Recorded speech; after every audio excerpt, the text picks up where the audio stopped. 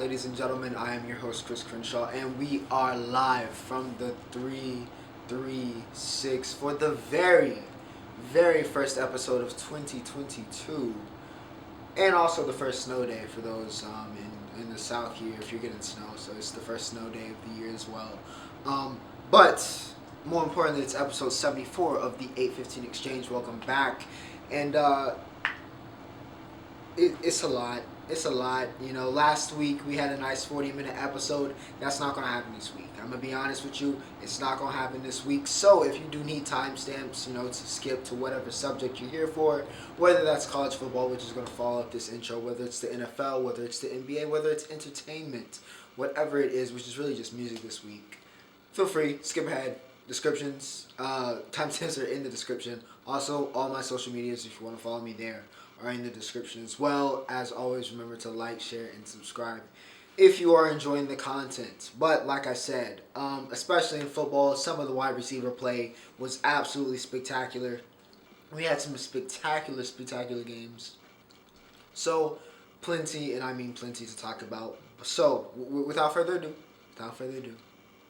let's get straight to college football. I said I'm going to start it off. It's always started us off throughout this entirety of this show. Every time we have college football, unless we had MMA, we probably started off with college football. I don't know how that worked out in my head, but that's just kind of how it worked out. We're going to start off, of course, with the college football semifinals. We're going to get straight to it. We'll talk about the Rose Bowl later. I think that's the last thing.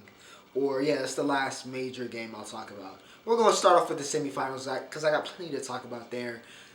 Alabama versus Cincinnati. Unfortunately, David could not slay Goliath on Friday night, because Friday was December 31st. So unfortunately, David was not able to slay Goliath on Friday nights, or really during the day on Friday, because it's at 3:30. Bama gets the win, 27-6. Again, the vaunted matchup of Jameson Williams versus Sauce Gardner. We were going to find out if that Cincinnati defense could hang with the big dogs. Is Sauce Gardner really who we started claiming he was? And even I wasn't so sure. I thought Jameson was going to be able to burn him at least once. But it didn't happen. In fact, Sauce, I believe, held him for negative yardage. And I think maybe one reception. He's for real. Cornerback 1,100 snaps in his career. Never gave up a touchdown. Just absolutely ridiculous. He locked down Jameson Williams. Kobe Bryant also did his job. He held it down. Looked like one of the best quarterbacks in the nation. So, Cincinnati, in terms of the pass defense, lived up to the hype, won the matchup. But the reason why they lost the game was really two reasons here. One was because they let Brian Robinson run for 204 yards. Now, don't get me wrong, Brian Robinson is a solid running back. He is not Derrick Henry. He is not even Mark Ingram. They had him looking like Mark Ingram or Derrick Henry or whichever, Josh Jacobs, or whichever of this long list of great running backs Alabama's had recently. That's what B-Rob was looking like on Friday. The Cincinnati rush defense was abysmal. It was abysmal. As good as the pass defense was, it was atrocious. It was atrocious to watch them try to stop the run. B-Rob ran wild, and then offensively just could not get anything done. Desmond Ridder, I don't know if he was trying to, but it came off like he was trying to tank his draft stock. I wasn't that high on him going into the game, but I had hope that just maybe, he was going to be able to exploit a weaker compared to the past, even though they still got guys like Will Anderson, who had 6 tackles, 2 sacks in this game. This is a weaker Alabama defense, let's be honest. People can put up points on this Alabama defense, especially with that secondary being as suspect as it is. And really, in terms of this game, we had moments where it looked very, very suspect. But overall, the play calling was not there. Ridder was not there. They weren't able to establish the run game with Jerome Ford. It was just the offense never clicked. Couldn't stop the run. But even with them not being able to stop the run, the defense did enough. Did enough to win this game. But you gotta have the play calling. I don't know what Luke's gonna have to do, but some of those coordinators, some eyes need to be raised. Because it was just not a well-called game. Defensively, you got to trust your corners. As good as they were playing, you got the two best in America. You have to trust them in man-man situations. It's not like Michi's out there, right? You just got to worry about Jamalo. You just had to worry about Jamalo, let's be real. Ja'Cory Brooks, he'll be nice in the future. Slade Bolden, he's all right, but we not worried about him. With all due respect. Billingsley, whatever.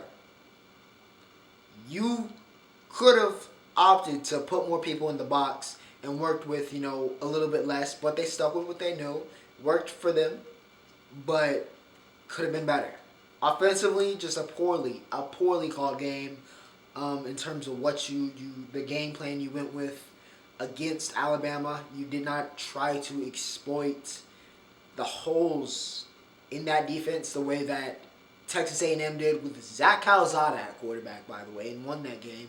The way Florida did, the way that LSU, the way we could go on and on. Auburn did, the way we could go on and on and on about how many times the Alabama defense got lit up this year. And Cincinnati just did not come with the proper game plan, and they got exposed. Alabama gets the win, well-deserved. They move on to the championship. In the second semifinal in the nightcap, of course, we had a game I thought was going to be much more interesting.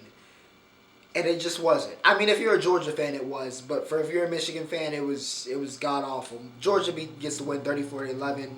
Stetson Bennett. Listen, I slandered Stetson all up in the build-up to this game. I said they were going to need JT. Heck, I said even though I did say it was too close to call and I didn't make an official prediction, I did say if I absolutely, positively had to pick, I'd pick Michigan because I don't believe in Georgia. And even after this dominant win, even after Stetson Bennett, and I'm about to give him his flowers, I still don't believe on them. But let's talk about what they did good. And Stetson Bennett was a large part of that. He went 20 for 30, 313, and 3 touchdowns in this game. He showed up. I said Georgia had to show up. Stetson showed up. I can't even be like, JT would have done this. Nah, Stetson, he held it down. All credit due. He showed up. He played like they needed him to play versus Bama or against these against when it matters. They need him to play like he did in the semifinal. In the national championship game, they're going to need Stetson Bennett to play the game of his life. Moving on, that defense, once again, did Georgia defense thing. It looked like the Georgia defense we'd seen all year. Not the Georgia defense we saw versus Bama. This looked like the Georgia defense we had seen throughout the year. DK, Darion Kendrick, 2 picks. Nolan Smith and Nakobe Dean, 2 of the best linebackers in America, were all over the place. We're all over the field. It looked like every time I looked up, they were making a tackle. They were involved in the play. They were causing havoc throughout that entire game. Michigan, for the vaunted run offense that they have, couldn't really get it going. They had way too many turnovers. Corum was fumbling. I think McNamara had 2 picks. It got better when they put the freshman in. J.J. McCarthy didn't look bad. Looked very good, actually. Donovan Edwards also looked solid. Anthony looked solid. And they were able to finally get that touchdown in garbage time with the freshman out there. So maybe a brighter future ahead. But for now, Georgia just dominated. And, of course, I got to give a big-time shout-out to James Cook, brother of Dalvin. Showed off the receiver skills. I think he's going to be a better pro than he was college player just because of his skill tree is so unique and is so desired in the NFL. Sure, he's a running back. He can run the ball, but he has great receiver skills for a running back. And it showed in this game. Man had 4 receptions for 112 and a touchdown. James Cook, phenomenal game. But yeah, Georgia, Alabama. Because that game falls on a Monday, I'm going to have to record the podcast before it. So we'll just leave the preview. We'll leave the preview for next week for episode 5. We'll leave that for then. But all I'll say is Georgia needs to show up the way they've showed up here in the semifinal. And not the way they've showed up in the past versus Bama. That's how they need to show up. I still don't know if I believe in them. But like I said, we'll talk about that Monday. For this week, good win versus Michigan. Also, I do need to address this before I move on to the New Year's Six Bowls. The whole Cincinnati thing about Did they belong or not? They absolutely belong. They absolutely showed throughout that game that they belong. Honestly, Michigan had a worse performance against their opponent than Cincinnati did against Alabama. Michigan was embarrassing. Before that garbage time, it was embarrassing. That was an embarrassing performance for Michigan. However, I still believe we got the right 4 teams. Because, I mean, Ohio State could have scored versus Bama, but then you give up the fact that means J-Mo would have gone for 200 plus, right? You go in with, well, I won't even talk about Notre Dame because we're about to talk about them and see what happened there, but they took the L and that wouldn't have worked out. So I think we got the right 4 teams. And like I said, speaking of Notre Dame, they took on Oklahoma State in the PlayStation Fiesta Bowl. I'm still getting used to it not being the Tostinos Fiesta Bowl, even though that's a perfect name, but I digress. Oklahoma State got the win 37-35. Spencer Sanders. You know, we've had an up and down deal with Spencer, which has really been the story of his career. We've had some up and down feelings and thoughts about Spencer Sanders. Sometimes he's great, sometimes he's awful. He was great. He was great on Saturday. And probably what could be his final game in an Oklahoma State uniform. Spencer Sanders showed up undisputedly. 496 yards total. 4 touchdowns. Dominant performance. Defense was optional. It was optional in the Rose Bowl too, which we're about to talk about. But it was optional in the Fiesta Bowl as well. The freshman. Actually, let me finish off with Oklahoma State. Let me get Oklahoma State, get their stuff off. They got the dub before we talk about Notre Dame. Presley, 10 receptions, 137. Tay Martin was clutch. So clutch. 10 receptions, 104, and a hat trick for Tay Martin. He was great in this game. Notre Dame. Now, I'm going to read off these numbers, and you're going to be like, how did Notre Dame lose this game? Jack Cohn, 36 for 68. Now, first off, if you're a Notre Dame fan, Jack Cohn throwing for almost 70 times, you probably think there was an issue. But Jack Cohn, 36 for 68, 509 and 5 touchdowns. You might be thinking, okay. Lorenzo Styles, the freshman, 8 receptions, 136 and a touchdown. Chris Tyree, the running back, went 6 receptions, 115 and a touchdown. Kevin Austin, 6 receptions, 105 and a touchdown. One of the probably, arguably, up there with Brock Bowers, I would say, in terms of best tight ends in America. 7 receptions, 72, 2 touchdowns for Michael Mayer. You're probably thinking, we had this in the bag. How did we lose this game, Chris? Well, you were up, 28-7. 28-7 in the third quarter. Notre Dame was dominating. I was like, okay, they got this. Marcus Freeman, storybook start, wins the Fiesta Bowl in his first career game as head coach.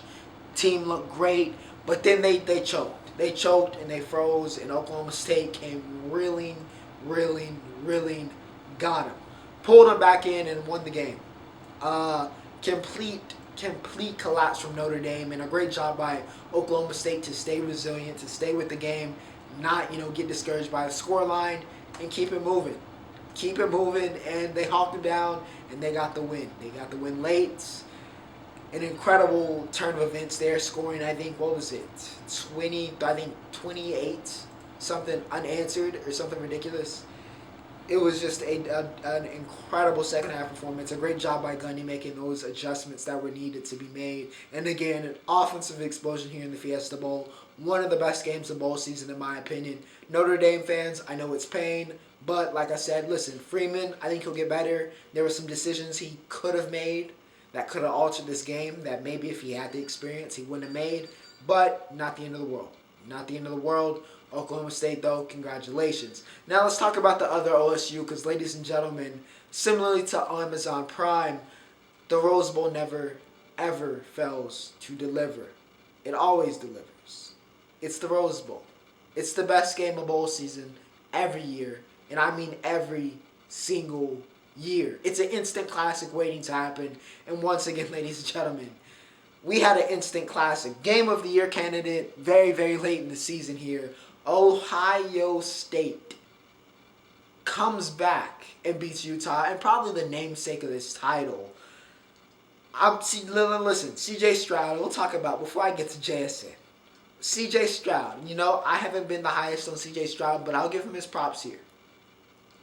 Stroud goes 37 for 46, 573, 6 touchdowns. He threw some unbelievable balls in this game.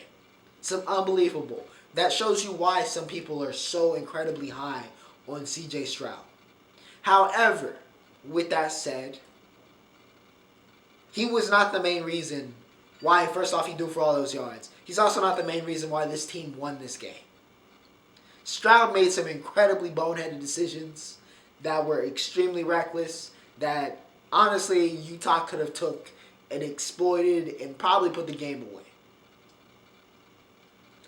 But overall, still obviously more good than harm done from Stroud in this game. But the reason Ohio State won this game was not because of C.J. Stroud. It was because they have wide receiver 1 next year, probably even wide receiver 1 this year. They have one of the most dominant, I'm going to say it, and I've been thinking it for a while, but he played behind Olave and G. Wilson, so he couldn't really fully express it except for the games, when he was third on their all-time list when they weren't there, right? Jackson Smith-Njigba is ridiculous. He is ridiculous. He is special. A bowl record, 15 receptions, 347 yards, and 3 touchdowns. JSN put up some... I've barely done that on NCAA football. That is ridiculous. That is a ridiculous stat line for JSN. A completely dominant game. Ohio State had it figured out. Put him in the slot, profit. Because Utah could do nothing with him. I mean, it felt like for a period, and it was for a period of time, where I think he scored 3 out of the 4 times he touched the ball. He scored. And really, he should have 4 touchdowns, but that was a great fumble, forced fumble by Clark Phillips when he ran him down, and that was an incredible punch. One of many incredible plays in this game. But JSN, with one of the most dominant performances I've seen of a football player, high school, college, or pros, it was wonderful to watch. As a wide receiver connoisseur and former wide receiver myself, it was beautiful. It was art. It was completely... he took over the game. That's the best way I can put it. He took over the Rose Bowl, and there was nothing Utah could do. He was inevitable. Every time he touched the ball, it felt like he was going to score or get a big gain or get the first down. It was just a complete and utterly dominant game for JSN. Also going to give a shout out, though, to the young receiver, freshman Marvin Harrison Jr. Yes, that Marvin Harrison, Hall of Famer. Colts Marvin Harrison. Marv Jr. with 6 receptions, 71 yards, and 3 touchdowns. Himself in his first career start. With Olave and Wilson headed to the draft and sent this one out. He held it down most definitely. For Utah, Cam Rising was phenomenal. And honestly, him getting that concussion changed the game completely. Don't get me wrong, Barnes went down, do the touchdown, go ahead. To tie the game.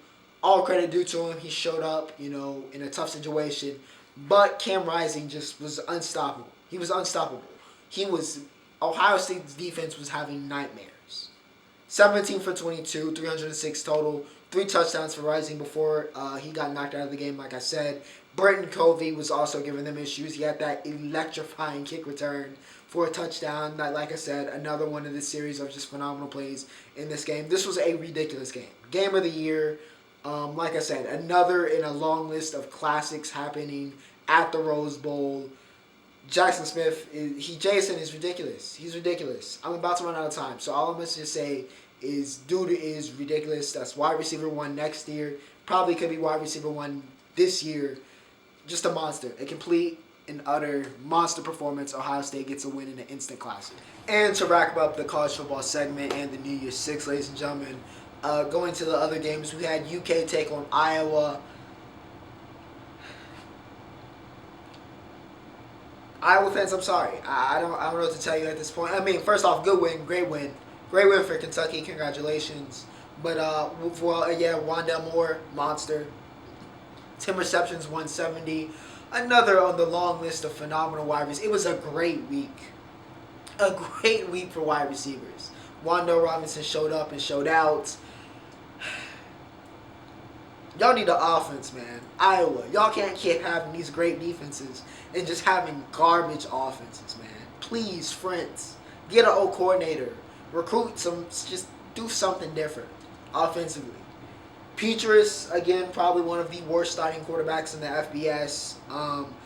3 picks, just another horrific game for him. In the other game, in the nightcap game, actually, Baylor took on Ole Miss, but this was a nightmare game for Ole Miss. Baylor got the win 21-7, but the big news was Matty Ice got injured, knee injury. We don't know exactly what it is now. Looking better than it initially looked, but again, I don't want to see anybody criticize these guys for, even though I hate it. I hate it as a fan, like seeing guys that you've seen, these stars that you've seen all year, then they drop out before, the bowl game, and it takes away somewhat from the bowl game, you know what I mean? But I understand it. You got to protect your back. These guys got NFL futures. Getting injured like Jalen Smith or whatever, whoever you want to point out, it's happened multiple times. Happened here, right? Where an injury has happened and it chanked their draft stock. They lost out on millions of dollars. So you got to understand, you cannot criticize a player for dropping out of a bowl game. It's just not right. It's their decision. If they want to play, also don't criticize them. More power to them. If they want to play, let them play. If they want to sit out, you got to let them sit out because there's something bigger at play here. And that's just kind of how it is. Unfortunately, that's just how it's cut. With the playoff, it's taken away from the other bowl games. But that's the give and take. We wanted a playoff. Some of the bowl games that aren't included in the playoff are going to lose some of the value that they would have had. Even though you can still have great games like we saw in the Fiesta, like we saw in the Rose Bowl. You might have guys that sit out. But, we get a playoff. We get to see who the true national champ is. We don't have as much of that controversy as we had maybe when the BCS was there. And, we only had 2 teams, and maybe there was, a lot of conversation about who the 2 teams should be. So we get an option of 4. So some give and take there. That's a give and take. But overall, it's been a great bowl season. National championship next week. We'll talk about it then. The NBA. We don't got too much to talk about for the NBA and then the entertainment segment before we get to the NFL. But we do still have some stuff to talk about because the Chicago Bulls, they got the win over Washington, 120-119 because Demar Derozan, who had 28, 9, and 5 in this game, 2 straight, back-to-back game winners for DeRozan. He has been balling out in Chicago. Levine, he's the face of the franchise. He had 35, but Bradley Beal also, quick shout before I start bragging about the Bulls. He had 27 and 17 assists in this game. So Bill, monster game. Overall, it was a great game, but DeRozan back-to-back game winners. But this Bulls team has won, I think, 9 straight. They are now the number 1 seed in the East. They're a fun team to watch. Lonzo, Zach, DeMar, Caruso. I could go on and on about how fun to watch that Bulls team is. And it's cool. It's cool to see them be successful. The Bulls, besides the Jordan years, are not a historically great franchise, which sounds crazy to say, but, if you look back, they just weren't. Jordan changed the entire way we perceived that franchise. And then, of course, they had the spurt with D. Rose. God rest his knees. But overall, the Bulls have struggled. They have struggled throughout their history, so it's nice to see them succeed. Nice to see them succeed with this group of players. I think it's a very fun to watch team, a very entertaining team, and so far it's been a very, very good team. We'll see if they're actually contenders in the East with teams like the Nets looming. But overall, fantastic start to the season. You can't ask for more if you're a Bull fan. Cannot ask for more, and I think they made a lot of fans this season with the roster they got. LeBron James is going, also, happy birthday, Bron, 37 years old. I was about to say it feels like you've been around my whole life, but you have been around my whole life, as I am about to turn 21, and you are in year 19. So as long as you've been relevant, I've been on this earth. And that's probably why you're my favorite player, because we've grown up together. So, congrats to Bron, 37 years old, and still quite possibly the best player on the face of this earth.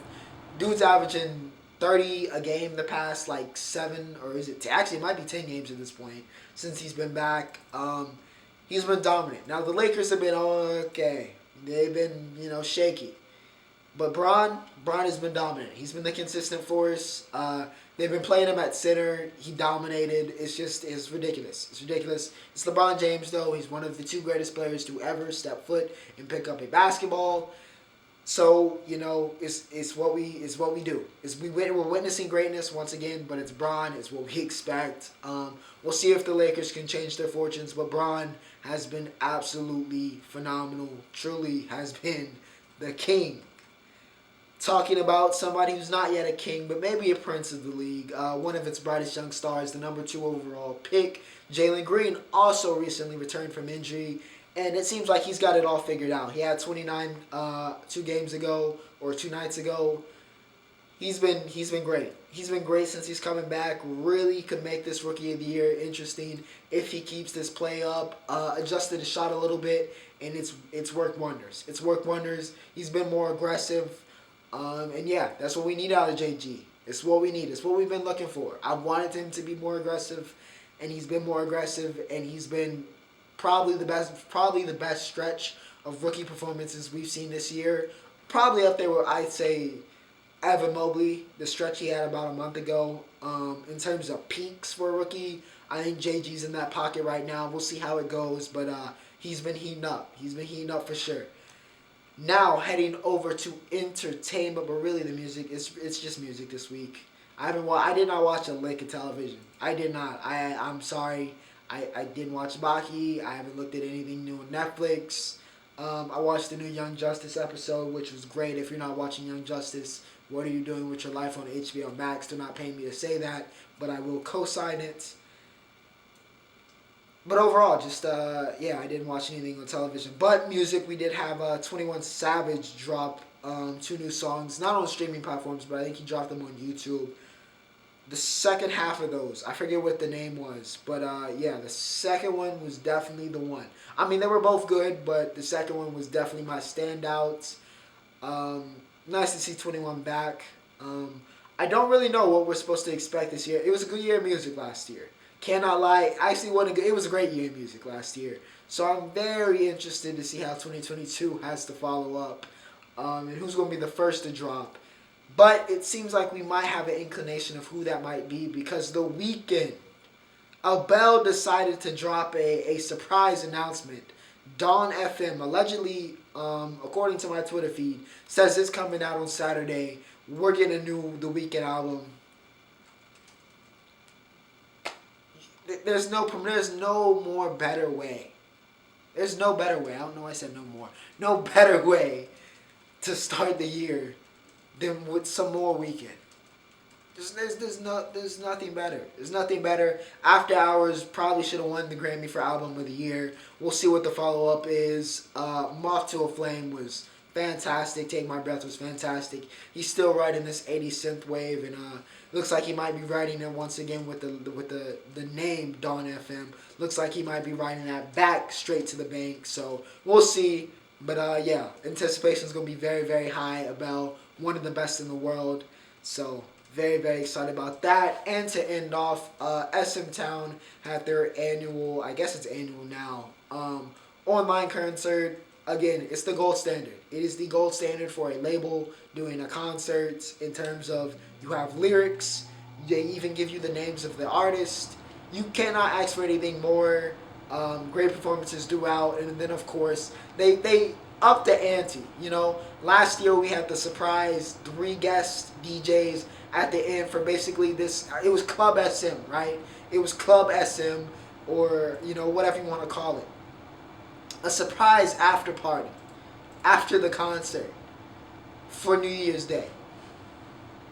They upped the ante this year. I think we had like 6 different DJs. I mean, great sets all around. It made me want to go to EDM.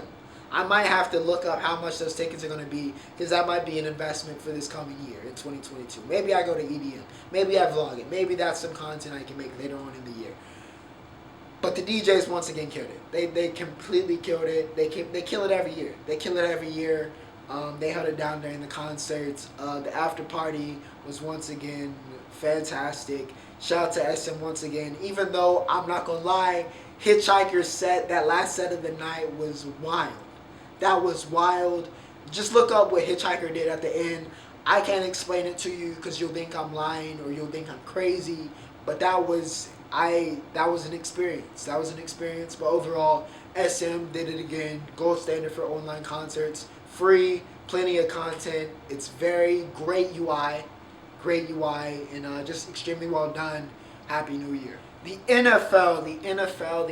It's week 17, which normally is the last week of the season, but as you know, we now have an extra unnecessary week. Nonetheless, week 17 provided plenty of entertainment and plenty of storylines for this week in the NFL. The Bills get it done versus the Falcons to start us off, 29-15. In the cold. I mean, it was. I think didn't Buffalo have had snow? I mean, we've had the winter weather in full effect. In Buffalo this year. They've really held it down. I think Green Bay, they just had a snow game. But in terms of the winter weather for the NFL, Buffalo has held it down.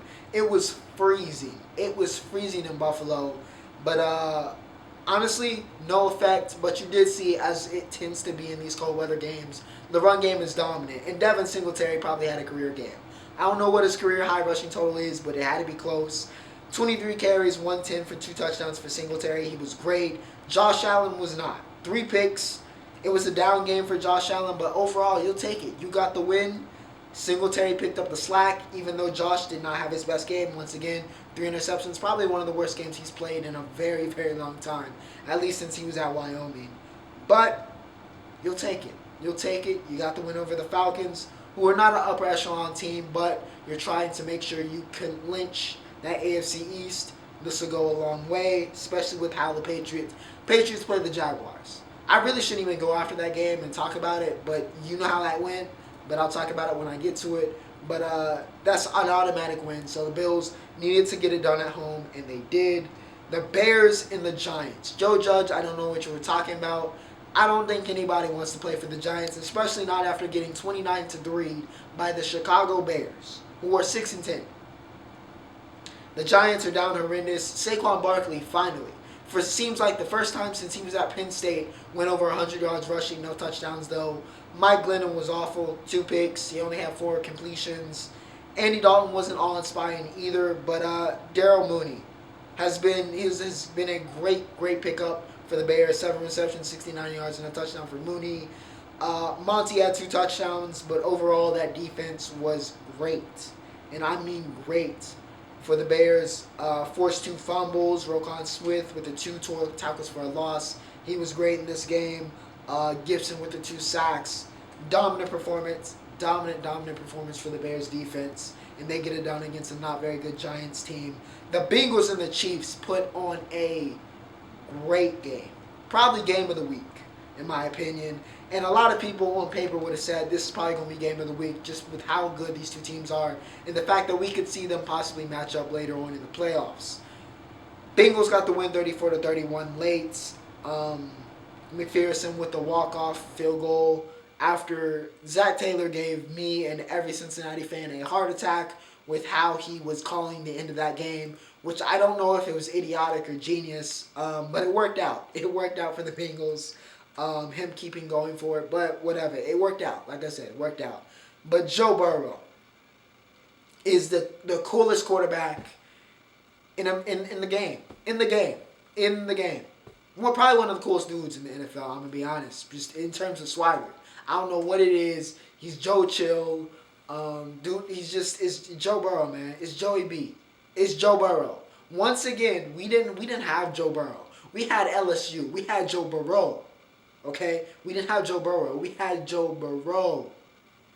30 for 39, 446, and 4 touchdowns for Burrow. He's a franchise quarterback. Congratulations, Bengals. You got it. You made the right choice.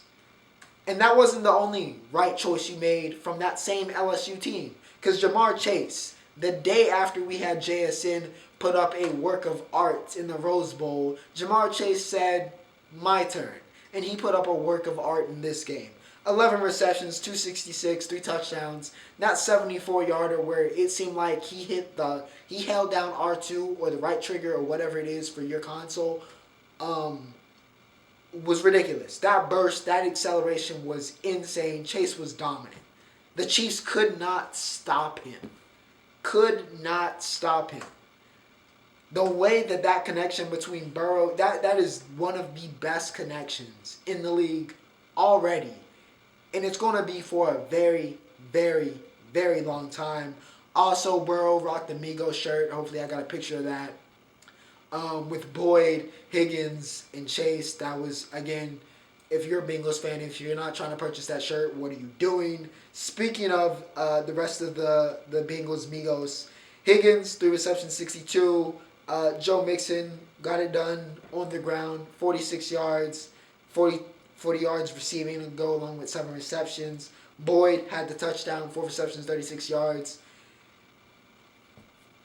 The Bengals, just the Joe Burrow, Jamar Chase, ridiculous. Mahomes, don't get me wrong, didn't have a bad game. 259, 2 touchdowns. Darrell Williams had 88 yards, 2 touchdowns himself. Kelsey got in the box. But at the end of the day, Burrow and Chase, dominant performance. One of the best games of the year. Bengals are hot right now. They are hot right now. They clinched the AFC North. We'll see what they can do in the playoffs. They're definitely one of the more interesting teams, I think, in contention here. Titans take down the Dolphins. Now, King Henry appears to be a week or 2 away from returning, so that was some good news. A lot of people thought the Dolphins might be able to pull the upset here, but it was not to be. The Titans were able to clinch the AFC South. Tannehill, 13 for 18, 120 and 2 touchdowns. Deontay Foreman has been great.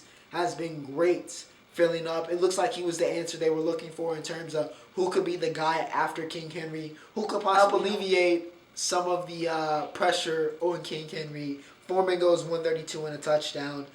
Great game for him. Dolphins couldn't do anything. Tua, not his finest. He had 1 pick, 20 incompletions to go along with that as well. And just overall, offense just couldn't get anything. Run game was going. Everything that could go right for the Titans in this game went right. And, congratulations, AFC South champions. And part of that was because the Raiders went in Indianapolis against the streaking Colts team and got it done. Game winner for Daniel Carlson. Carr started off not so great. He ended strong. Wentz, overall, not a bad game. JT did JT stuff. MVP candidate. I think he's at 1,700 yards, which means he has a very good chance to get 1,800, maybe 1,900 in Week 18 with the Colts, with plenty, and I mean plenty to play for. Same thing with the Raiders. Zay Jones had one of the best games of his career, 8 receptions, 120. But overall, Raiders get it done. Back and forth game, but the Raiders held it down. Colts will feel that this was a missed opportunity. The Patriots evaporated the Jaguars, but once again, no surprise. Trevor Lawrence, awful game for Trev, 3 picks. Don't really need to say much about the rest of that team. Defense was god-awful, basically non-existent. Mac Jones went off 22 for 30, 227, 3 touchdowns. Now, I saw a lot of people trying to, call him the second coming once again, but I want to remind you that, once again, Mac, great game. He went off. He played the Jaguars. If you don't go off against the Jaguars, you're doing something wrong. This was expected. So let's ease off on Mac Jones, second coming. He's Brady 2.0. Relax. But yeah, ease up on Mac. Ease up on Mac on the Patriots, man. They're not nothing too crazy. They're nothing too crazy. Solid team, but let's relax on that. They played the Jaguars, right? Okay, don't get too much dip on our chip here. They played the Jaguars. Ramondre Stevenson also went over 100 yards in that game, so shout out to Ramondre. Been a great pickup for the Patriots. The Bucks. Of course, the big story was Antonio Brown doing Antonio Brown stuff. Quit in the middle of the game. Now, I know, losing to the Jets, that can be demoralizing for everybody, but really, bruh? Really? You quit in the middle of the game, and this is probably your last chance on a team that just won the Super Bowl. I don't understand it, but whatever. AB going to AB. We're not going to talk about him past this. Enjoy retirement, because I'm pretty sure this was it. Tom Brady goes 30 for 50, 410, 3 touchdowns. Tom got his magic back. Gronk goes 7 receptions, 115. Mike Evans got in the box as well. The Bucks played it way too close. Way too close versus the Jets.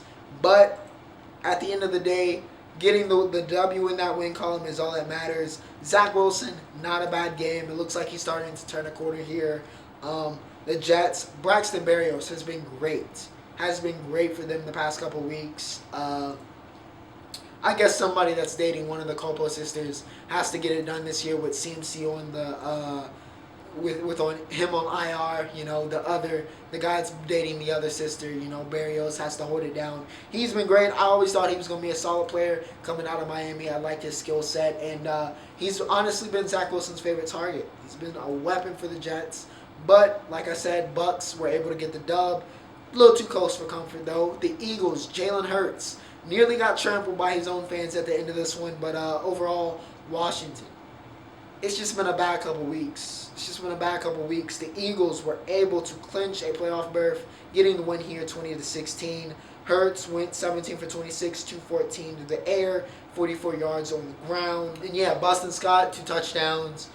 Dallas Goedert has stepped right into that Zach Ertz spot, hasn't missed a beat. And like I said, Washington, Heineke has gone from possibly the answer to, okay, he's a good gap stop, to this is just, I don't know, you're probably going to have to get a quarterback this year.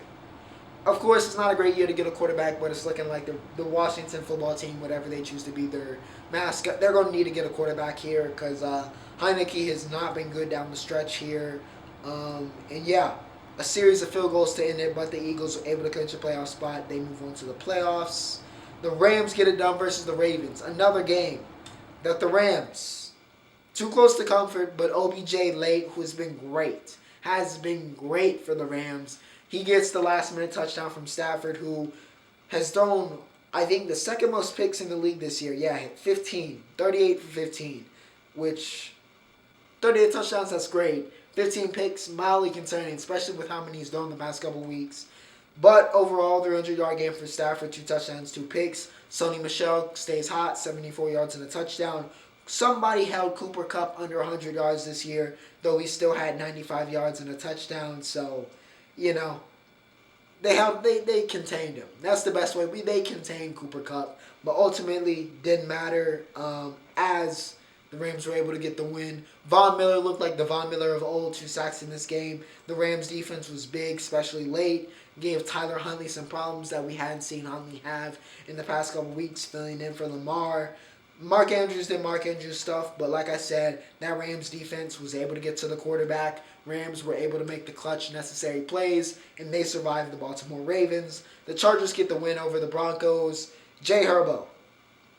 Do it again next week, and I'll give you Jay Herbo back, all right? But for now, you're still going to be Justin Herbert. But Herbert had a better game, 22 for 31, 237, 2 touchdowns. Slayer, Keenan Allen, 336 representative, over 100 yards yet again. Over 100 receptions yet again in his career. I forget what's the absurd stat. I think one of the few players in NFL history with 6 straight years of like 1,000 yards and 100 receptions, something crazy like that. Or 90 receptions, whatever. He's been a model of consistency, one of the best receivers in the game. Drew Lock played a solid game. 18 for 25, 245 and a touchdown. For Lock standards, you can't ask for much more, but it was not enough. Like I said, Herbert, that offense was getting it done all game.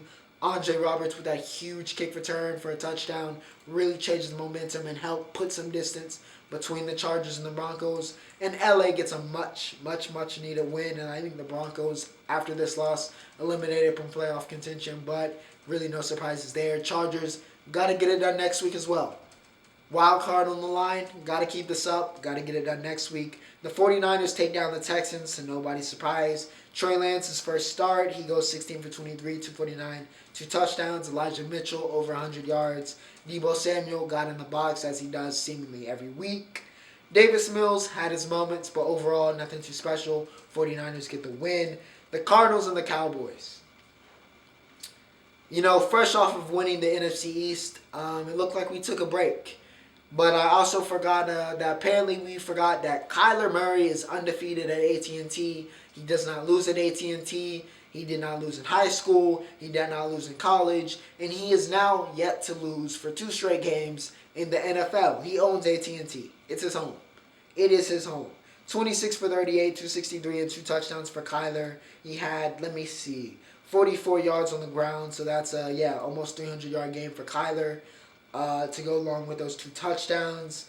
Wesley stepped up big time in the receiving game. He got 2 touchdowns. Isaiah Simmons was all over the field, 10 tackles for Zay. And like I said, the lack of run game is really what burned us, if I'm being honest, in this game. Dak did enough, 24 for 38, 226, 3 touchdowns. But again, we have 45 yards rushing. That's just unacceptable with Zeke and Pollard. That is unacceptable. Gallup got injured. Hopefully he's okay. Cedric Wilson's been great this year for us, making a 4th receiver that we have to that equation.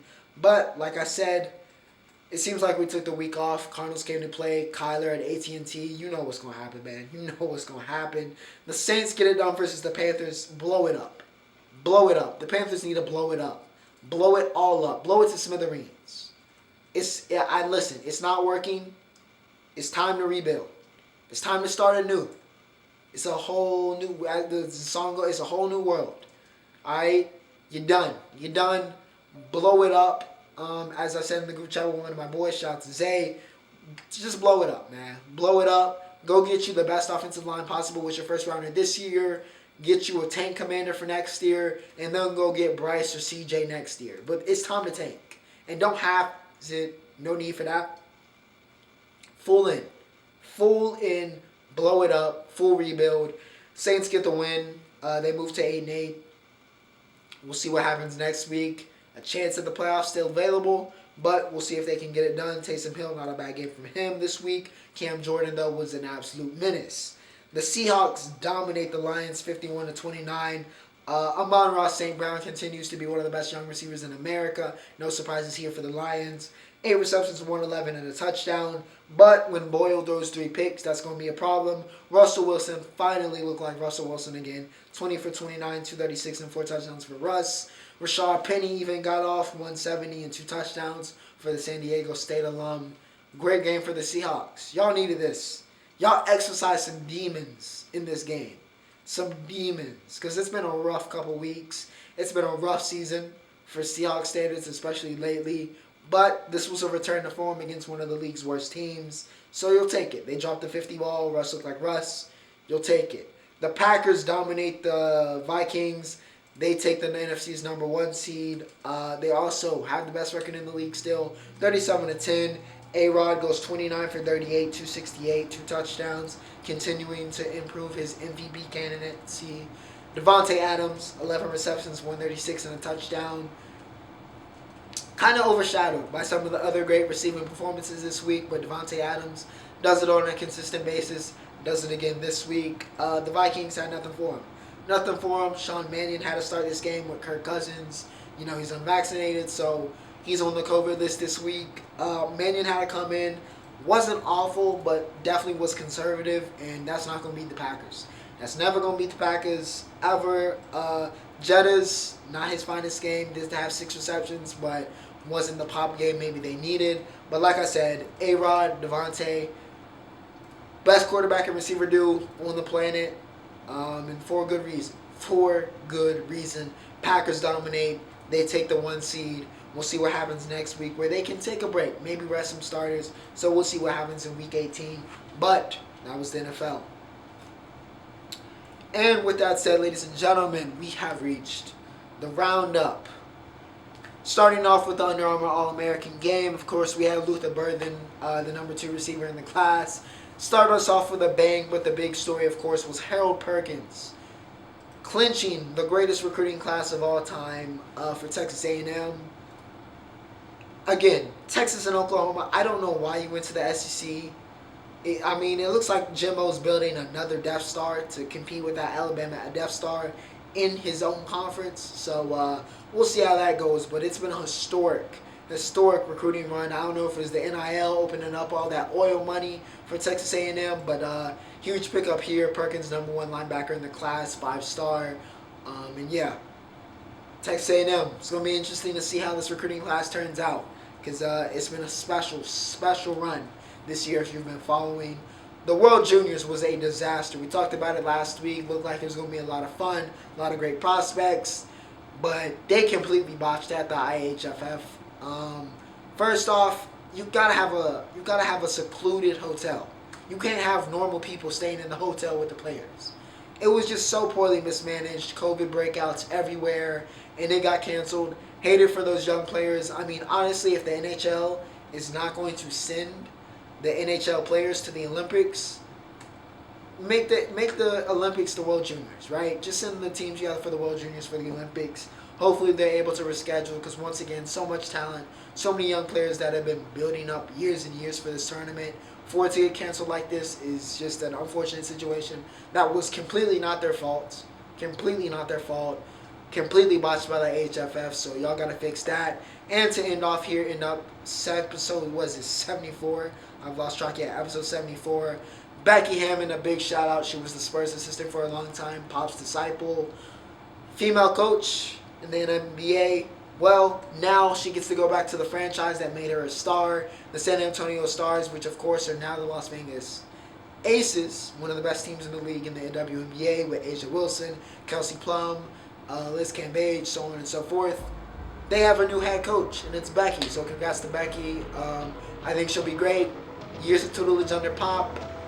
She was a great player in her day, and hopefully she's a great coach. Wishing her all the best. We'll see how that works out for the Aces. I think that could be a really good hire in the WNBA. Could shake up some stuff. But without further ado, ladies and gentlemen, that was the first episode of 2022. I keep wanting to say 2021, but it is 2022.